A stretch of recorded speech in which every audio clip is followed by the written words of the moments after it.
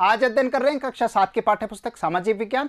हमारा पर्यावरण से अध्याय 6 प्राकृतिक वनस्पति एवं वन्य जीव के अंतर्गत भाग 1 में चर्चा करेंगे प्राकृतिक वनस्पति की। तो कॉपी पेंसिल लेकर हो जाइए तैयार। देखिए, प्राकृतिक वनस्पति आप ये देख रहे हैं।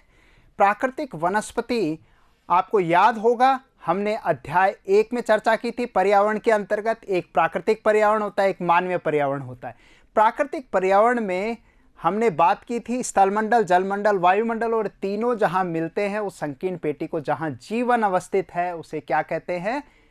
जैव मंडल कहते हैं। और जैव मंडल में क्या पढ़ा था? जीव जंतु हैं, वनस्पति हैं, मानव है, ये सभी तो चीज़ें हैं। तो उन्हीं में तो जीव जंतु और वनस्पति, आज के अध्याय में उन्हीं पर विशेष रूप से चर्चा करेंगे। तो नोट करते जाइएगा खास खास बिंदुओं को। सबसे पहले प्राकृतिक वनस्पति की परिभाषा देखते हैं। बिल्कुल आसान है, वनस्पति कोई इतना बड़ा शब्द नहीं है। आसान भाषा में जिसको आप क्या कह देते हैं? जंगल कहते हैं। भाई आपके चारों तरफ देखिए, क्या है? हरियाली है। वो हरियाली ही क्या है? जो प्रकृति ने अपने आप उग गई है, किसी ने, मानव ने नहीं बोया। मानव अगर बोएगा तो वो क्या कहलाएगा? वो कहलाएगा बगीचा। बाग बगीचा है, खेत खलियान है, ये मानव ने बोए हैं। परंतु जो प्रकृति ने अपने आप सर्जित किए हैं, अपने आप प्रकृति के उपहार स्वरूप हमें प्रदान किए हैं, वह सब क्या है? जंगल, जंगलात, वन कह दीजिए उन्हें, फॉरेस्ट कह दीजिए, यही चीज होती है। फॉरेस्ट अंग्रेजी शब्द है, फॉरेस्ट भी है, कहेंगे इसको। तो परिभाषा नोट कीजिए। प्राकृतिक वनस्पति पृथ्वी पर समस्त जंगल एवं वन जिनकी उत्पत्ति प्राकृतिक रूप से हुई है। ये आप देख रहे हैं, लहलहाते जंगल अथाह पूरे पृथ्वी पर। यही तो हरियाली का एक मुख्य कारण है पृथ्वी पर। तो आप अब ये सोचिए कि ये प्राकृतिक वनस्पति जो है ये विद्यमान है, तो इसके पीछे कुछ महत्वपूर्ण कारक जरूर होंगे, कुछ भौगोलिक कारक होंगे। उन कारकों की जरूर चर्चा करेंगे, क्योंकि पृथ्वी पर अगर हम नज़र दौड़ाएं, विषुवत रेखा से ध्रुवों की ओर चलें, विषुवत रेखा से फिर दक्षिणी ध्रुव की ओर चलें, तो अंतर हमें देखने को जरूर इस वनस्पति में मिलता है। वह अंतर क्या है? कहीं बहुत ज़्यादा वनस्पति देखने को मिलती है, कहीं बिल्कुल नहीं मिलती है। जैसे राजस्थान में आप देखें मरुभूमि वनस्पति होती है, पश्चिमी भागों में, रेगिस्तानों में देखिए मरुभूमि वनस्पति पाई जाती है। तो इस तरीके से विश्व में भी पश्चिमी भागों में रेगिस्तान मौजूद हैं और वहाँ पर भी नगण्य वनस्पति है, यानी कि ना के बराबर पेड़ पौधे हैं। तो कहीं कोई ना कोई तो कारण इसके पीछे जरूर रहा होगा। आज तलाश डालेंगे उस कारणों को, देखते हैं आगे। ये कुछ प्राकृतिक वनस्पति को प्रभावित करने वाले कारक हैं जिनकी अपन अभी बात कर रहे थे कि कौन कौन सी ऐसी महत्वपूर्ण चीज़ें हैं कि वनस्पति कहाँ पैदा होगी। तो आप दो चीज़ तो इसमें महत्वपूर्ण याद रखें हमेशा। क्या रहेगा? एक आप याद रखेंगे, एक तापमान और एक वर्षा। आपने छोटा सा एक प्रयोग किया होगा, अंकुरण करके देखा होगा। तो अंकुरण में आपने देखा बीज डाला, बीज के साथ क्या है? मृदा की भी आवश्यकता नहीं है, परंतु उसको ग्लास में भी हमने बोया है, अंकुरण किए हैं, चने के बीज को अंकुरित किया है। तो आपने क्या देखा? एक तो सूर्य का तापमान मिल रहा हो उसे, ठीक है। दूसरी चीज है उसमें आर्द्रता या नमी मौजूद हो।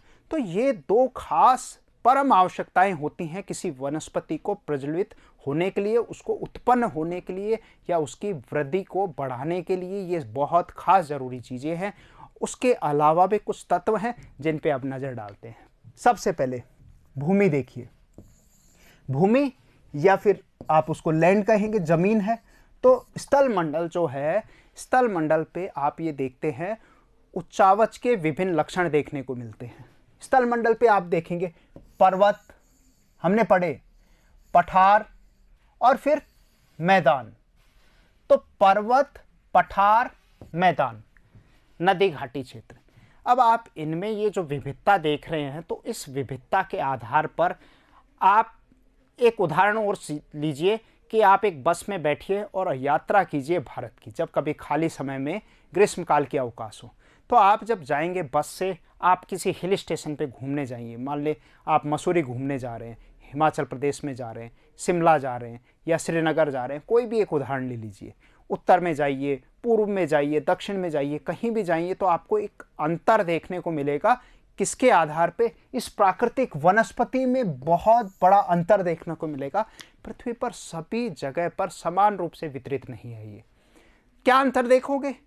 मान लो राजस्थान से आपने यात्रा शुरू की, आप चलते गए, जैसे जैसे राजस्थान से आप दिल्ली, दिल्ली से फिर आप हरियाणा, हरियाणा से हिमाचल प्रदेश, हिमाचल प्रदेश से फिर आप जम्मू कश्मीर। तो ये जो एक रास्ता आपने देखा, तो इसमें आप जैसे जैसे देख रहे हैं कि स्थानों में क्या बढ़ती जा रही है, ऊंचाई भी बढ़ती जा रही है। हम राजस्थान का मैदानी इलाका था और उससे दिल्ली मैदानी इलाका, हरियाणा मैदानी इलाका, इसी तरीके से हिमाचल प्रदेश में जब प्रवेश करेंगे, उत्तराखंड में प्रवेश करेंगे, तो वो पहाड़ी इलाकों के अंतर्गत आते हैं। यानी कि वहाँ की वनस्पति हमारी वनस्पति से उसमें क्या है, अंतर देखने को मिलता है।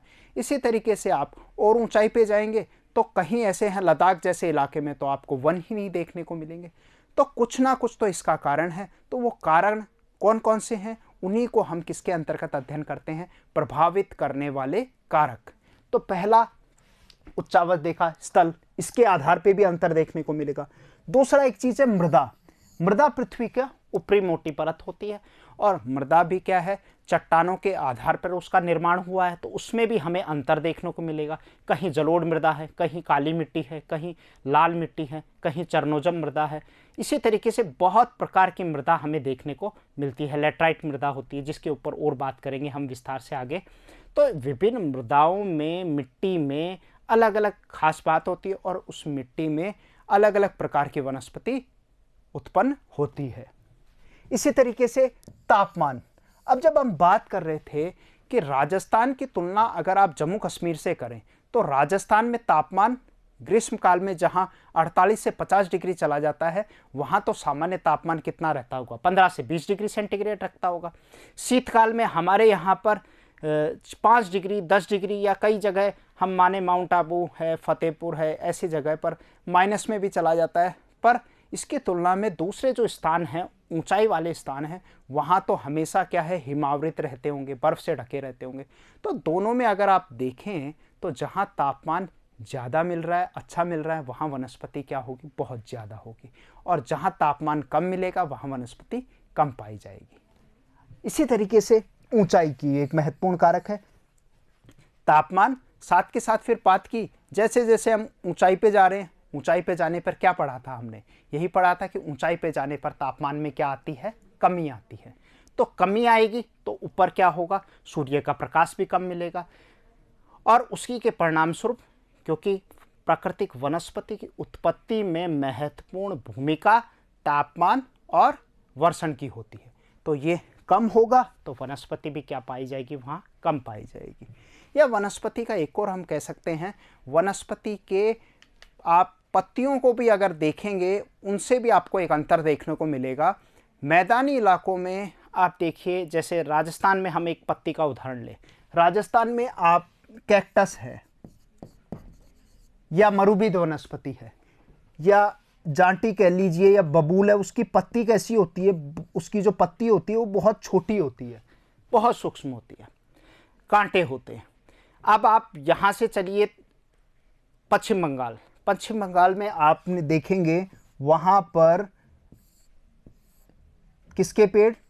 आपने नारियल के पेड़, केले के पेड़ ये देखे हैं वहाँ पर। ये देखिए, तो केले के पेड़ की आप ये देख रहे हैं पत्तियां, या नारियल के पेड़ की, तो ये इस बबूल की पत्ती से ये पत्तियों की बनावट कैसी है? बड़ी है। यानी कि पश्चिम बंगाल में राजस्थान की तुलना अगर करें तो वहाँ वर्षा ज़्यादा होती है। तो वर्षा ज़्यादा होती है, तापमान मिल रहा है अनुकूल, तो उसके आधार पे वहाँ की वनस्पतियों की जो संरचना होती है, पत्तियों की बनावट होती है, वो भी बड़ी होती है, क्योंकि वाष्पोत्सर्जन की प्रक्रिया हो गई, ट्रांसपिरेशन होता है, संतुलन बनाए। और हमारे यहाँ पर पानी कम मिलता है राजस्थान में, तो पत्तियों की बनावट बहुत छोटी होगी या फिर और जड़ें बहुत गहराई तक जाएंगी। तो ये कुछ ऐसे कारक अब आप समझ गए होंगे कि प्राकृतिक वनस्पति के उत्पन्न होने के लिए कुछ महत्वपूर्ण कारकों का योगदान है, उन्हीं पे हम ये बात कर रहे हैं। इसी तरीके से अब वर्षण की बात की, अभी क्लियर हो गया, उदाहरण दिया आपको। इसी तरीके से एक खास बात आती है पारितंत्र। पारितंत्र इकोसिस्टम पे हमने बात की थी पहले अध्याय में, जहां बताया था कि जैविक और अजैविक दोनों एक दूसरे पर क्या होते हैं, आत्मनिर्भर होते हैं, अंतर संबंधित होते हैं, बहुत सारी जरूरतों को एक दूसरे पर निर्भर होकर पूरा करते हैं। और अब इसमें अगर आप देखें तो अजैविक क्या है, भूमि अजैविक है, मृदा अजैविक है, तापमान अजैविक है, ऊंचाई अजैविक है, ये सब अजैविक है। पर इसमें जैविक तत्व क्या है, ये वनस्पति क्या है, ये जैविक है। तो ये दोनों क्या है, इन्होंने मिलकर क्या कर रखा है, और ये अंत अनुसरण करते हैं, अंत आकर्षित होते हैं एक दूसरे से।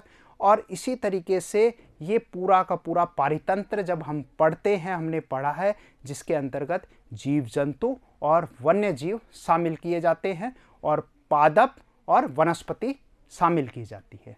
आगे देखते हैं, कुछ जो कारक हमने पढ़े पीछे, उन्हीं को विस्तार से लिख लीजिए, नोट कीजिए आप। पहला है जलवायु एवं मृदा के आधार पर भी विभिन्नता देखी हमने, जलवायु का भी देखा। जलवायु हमने पढ़ी थी 35 से 40 वर्ष की औसत वायुमंडलीय दशाओं का योग क्या कहलाता है, जलवायु। राजस्थान की जलवायु अलग है, जम्मू कश्मीर की जलवायु अलग है, आप नीचे चेन्नई चले जाइए, तमिलनाडु चले जाइए, वहाँ की जलवायु में विविधता। तो ये विविधता देखने की मिलेगी। तो जलवायु के आधार पर क्या है, वनस्पतियों में भी हमें क्या देखने को मिलता है, अंतर देखने को मिलता है। इसी तरीके से ऊंचाई में परिवर्तन के साथ साथ जलवायु में भी परिवर्तन होता है, ये दोनों एक दूसरे से जुड़े हुए हैं। और तापमान एवं नमी पर भी निर्भर करती है क्या, प्राकृतिक वनस्पति। आगे देखते हैं प्राकृतिक वनस्पति की मुख्य श्रेणियां। अब प्राकृतिक वनस्पति हम समझ गए, अब इसको कितने भागों में, अगर आप जंगलों में नज़र दौड़ाएं तो आपने क्या देखा है, वहाँ बहुत हरे पेड़ देखे होंगे, कुछ ऐसे पेड़ देखे होंगे जिनकी पत्तियां झड़ जाती हैं, कुछ ऐसी छोटी छोटी घास देखी होगी जो ज़मीन पे नीचे होती है। तो घास एक तो बहुत छोटी होती है, 10 सेंटीमीटर, 5 से 10 सेंटीमीटर की ऊंचाई। एक घास ऐसी होती है जो 3 से 4 मीटर की भी होती है, उसके बारे में भी अध्ययन करेंगे इसमें। सवाना जैसी घास है तो वो घास भूमियों में आती है। इसी तरीके से फिर राजस्थान जैसे में तो आपने देखा है, यहाँ पर क्या होते हैं, झाड़ियाँ पाई जाती हैं, बसेस कहते हैं, जो झुंड होता है, झुरमुट होता है, कांटेदार वनस्पति। यहाँ जहाँ पर वर्षा कम होगी, तापमान अधिक होगा, तो वहाँ पर पानी की कमी होने के कारण क्या है, वहाँ पर कांटेदार झाड़ियाँ पाई जाती हैं। ये चित्र पूरी तरीके से आपको जानकारी दे रहा है कि क्या क्या चीज़ें प्राकृतिक वनस्पति की कौन कौन सी श्रेणियाँ होती हैं। आसानी से आप लिख देंगे, पहला वन, दूसरा घास स्थल या घास भूमि कहते हैं, इसको ग्रास लैंड कहते हैं, ग्रास लैंड। इसी तरीके से ये आपके फॉरेस्ट, जिसको हम बारी बारी से विस्तार में पढ़ेंगे, और ये आपके बसेज हो गए, बुसेज, ठीक है, झाड़ियाँ, इनके बारे में अध्ययन करेंगे। ये आपके जंगल, ये घास भूमियाँ और ये कांटेदार झाड़ियाँ, जिन पे आगे जो वीडियो आने वाले हैं, जिनको आपको निरंतर देखना है, उनमें इन पे विस्तार से बात करने वाले हैं। इसी के साथ धन्यवाद, नमस्कार, जय हिंद।